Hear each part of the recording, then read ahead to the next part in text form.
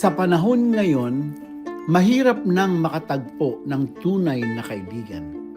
Yung unang-unang magiging masaya sa iyong mga tagumpay at dadamayan ka sa kabiguan. Paglalaanan ka ng oras para makipagkwentuhan at makipagkamustahan. Handa siyang laging umalalay, magpaalala at magbigay ng kabutihan. Kaya't sa special na araw na ito, inaalay namin ang mga salitang ito para sa iyo, para sa aming mahal na kapatid, kaibigan, wagas at totoo.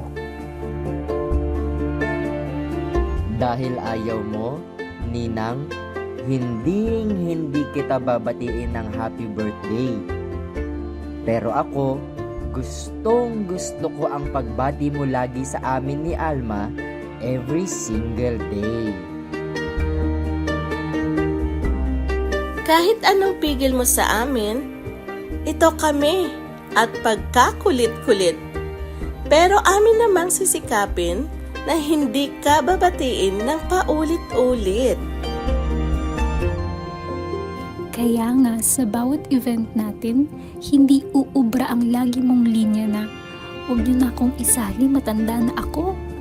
Dahil sa pag-endorso ng Elenatics Fans Club, hindi ka nakakalimot maghanap ng mabubudol na bagong miyembro.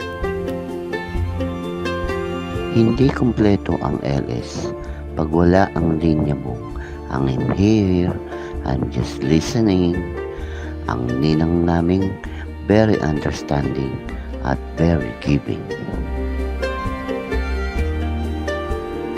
Isa pang gusto ng lahat ay ang mga banat at biro mong nakakabigla, nakakagulat, nakakatawa at walang mintis sa pagbibigay ng sigla. Totoo naman din, Ninang, na sa atin lahat, ikaw, Ninang, yung pinaka-inosente.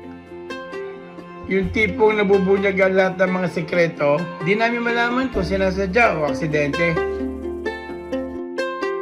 Ikaw ang ninang na sa mga inaanak ay hinding-hindi magtatago. Nangunguna pang mamigay ng piso kahit malayo pa ang Pasko. Kaya kahit lahat na nagmamahal kay Ate Lenny, siya na lang ang hindi. Sana ay naparamdam pa rin namin sa iyo, Ninang, ang pagmamahal ng buong Team Lenny. Happy birthday, Juliet!